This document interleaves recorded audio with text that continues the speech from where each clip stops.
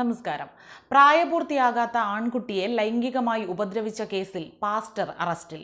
പൂവച്ചൽ കുറകോണത്ത് ആലയിൽ പെന്തക്കോസ്ത് പള്ളിയിലെ പാസ്റ്റർ രവീന്ദ്രനാഥാണ് അറസ്റ്റിലായത്. 13 വയസ്സുള്ള ആൺകുട്ടിയെയാണ് പ്രതി ലൈംഗികമായി ഉപദ്രവിക്കാൻ ശ്രമിച്ചത്. ഇയാൾക്കെതിരെ പോക്സോ ചുമത്തി പോലീസ് കേസെടുത്തു. വട്ടിയൂർക്കാവ് കുലശേഖരം സ്വദേശിയാണ് രവീന്ദ്രനാഥ്. ഇയാൾ കഴിഞ്ഞ ദിവസം ആശുപത്രിയിൽ നിന്നും വീട്ടിലേക്ക് വരുന്ന വഴിയിൽ വെച്ച് ഒരു 13-കാരനെ പരിചയപ്പെട്ടു. യാത്രക്കിടെ തന്റെ ടാബ് ശരിയാക്കി തരാമോ എന്ന് കുട്ടിയോട് ചോദിക്കുകയും ചെയ്തു.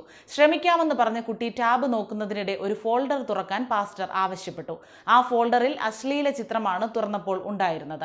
പെട്ടെന്ന് അശ്ലീല ദൃശ്യം കണ്ട 13-കാരൻ ടാബ് പാസ്റ്റർക്ക് തന്നെ നൽകി മാറാൻ ശ്രമിക്കുന്നതിനിടെ ഇയാൾ കുട്ടിയെ ഉപദ്രവിക്കുകയായിരുന്നു.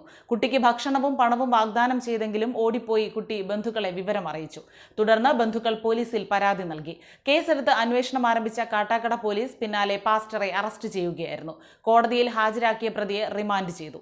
അതിനിടെ തൃശൂരിൽ 12 വയസ്സുകാരനെ പ്രകൃതിവിരുദ്ധ പീഡനത്തിന് ഇരയാക്കിയ മധ്യവയസ്കനെ കോടതി 97 വർഷം കഠിന തടവിന് ശിക്ഷിച്ചു. അഞ്ചേരി വളർക്കാവ് നെടിയമ്പത്ത് ബാബുവിനെയാണ് തൃശൂർ അതിവേഗ പോക്സോ കോടതി ശിക്ഷിച്ചത്. കഠിന തടവിന് പുറമെ 5,61,000 രൂപ പിഴയും അടയ്ക്കണം.